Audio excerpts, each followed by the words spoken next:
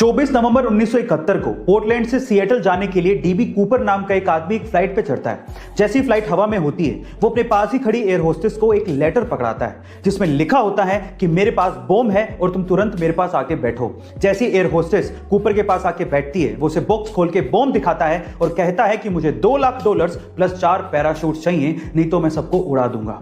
शाम होते ही फ्लाइट जब सिएटल पे लैंड करती है तो डिमांड के मुताबिक $2 लाख प्लस 4 पैराशूट कूपर को दे दिए जाते हैं। फिर वो उसी फ्लाइट पे बैठता है, फ्लाइट उड़ती है, उसके बाद वो पैराशूट पहनता है और फ्लाइट से कूद जाता है। उसके बाद से लेके आज तक किसी ने भी डीबी कूपर को दोबारा नहीं देखा। एफबीआई ने खूब सर्च करने की कोशिश की, लेकिन वो डीबी कूपर को दोबारा ढूंढ ही नहीं पाई। फाइनली 2016 में एफबीआई ये फाइल हमेशा के लिए बंद कर देती है। गाइस, ये कोई फिल्मी घटना नहीं है, इसे आप गूगल पे भी सर्च कर सकते हैं। टाइड डिटर्जेंट पाउडर काफी सालों से अमेरिका में मार्केट लीडर रहा है, लेकिन जैसे ही सन 2000 में वो इंडिया में एंटर हुआ, वो पूरी तरह से फेल हो गया क्योंकि वो इंडियन कस्टमर्स को समझ नहीं पाया। रिसर्च करने पर पता लगा कि अमेरिका में ज्यादातर लोग वॉशिंग मशीन में कपड़े धोते हैं, तो उन्हें कोई फर्क नहीं पड़ता कि डिटर्जेंट पाउडर हाथ पे भी कोई फर्क डालता है क्या। लेकिन इंडिया में 80% से ज्यादा लोग हाथों से कपड़े धोते हैं, इसीलिए उन्हें फर्क पड़ता है।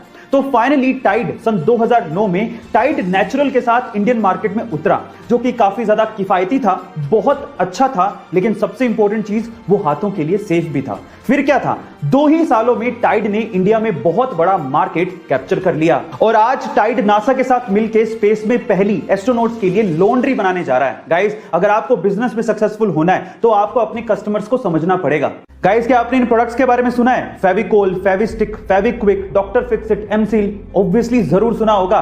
लेकिन क्या आपको पता है कि सारे के सारे प्रोडक्ट एक ही कंपनी ओन करती है, जिसका नाम है पीडीलाइट इंडस्ट्रीज। और पीडीलाइट इंडस्ट्रीज के फाउंडर और ओनर है मधुकर पारिक, जो कि पूरे इंडिया के 70वें सबसे अमीर आदमी हैं, जिनकी नेटवर्थ 13,000 करोड़ से भी ज्यादा है। अब आप लोग सोच रहे होंगे कि शायद मधुकर पारिक जी पुश्तैनी रईस रहे होंगे, लेकिन ऐसा नहीं है। मैं आपकी जानकारी के लिए आपको बता दूं कि एक समय ऐसा था जब मधुकर पारिक जी मुंबई में एक लकड़ी व्यापारी के यहां पर पियोन की तरह काम करते थे। गाइस, इसीलिए कहते हैं कि बड़े सपने की शुरुआत हमेशा छोटे से ही होती है। काम छोटा या बड़ा नहीं होता, इरादे मजबूत होने चाहिए। कोरोना की इस महामारी में अगर सबसे ज्यादा बुरे दिन किसी को देखने पड़े हैं तो वो है गरीब और मजदूर परिवार। कई जगह लॉकडाउन की वजह से इन परिवारों के पास खाने तक के पैसे नहीं हैं। लेकिन राजस्थान के धौलपुर जिले में एक ट्रांसजेंडर ऐसे परिवारों के लिए फरिश्ता बनके सामने आई है। इस ट्रांसजेंडर ने राजस्थान के धौलपुर जिले में 30,000 से ज्यादा परिवारों को राशन के किट बांटे हैं ताकि उनका गुजारा चल सके।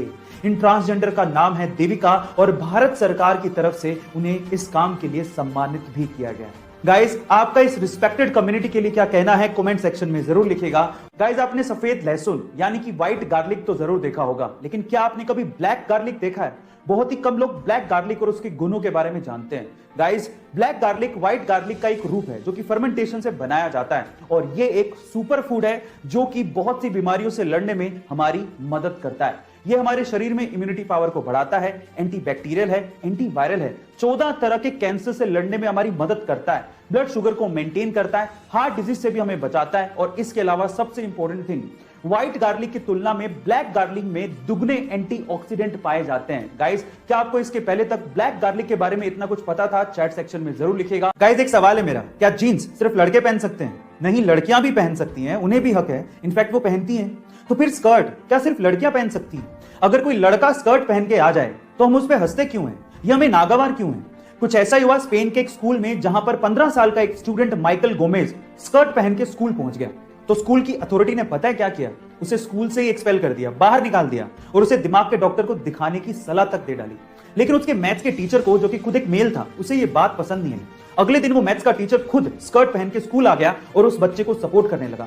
देखते देखते बाकी मेल टीचर्स और बाकी स्टूडेंट्स ने भी उस बच्चे को सपोर्ट करने के लिए स्कर्ट पहनना शुरू कर दिया। गाइस, सोशल मीडिया पे उसे बहुत सपोर्ट मिला, लेकिन मेरा फिर से एक ही सवाल है, जिसको जैसा पसंद हो वो वैसे कपड़े पहन सके, ऐसी फ्रीडम हमें कब मिलेगी? स्पेन जैसे देश में ये हालात है तो बाकी कंजर्वेटिव कंट्रीज में क्या हालात होंगे? गाइस, आपका इसके बारे में क्या ख्याल है कमेंट सेक्शन में जरूर लिखिएगा। बहुत तकलीफ होती है जब आप योग्य हो और लोग आपकी योग्यता ना पहचाने।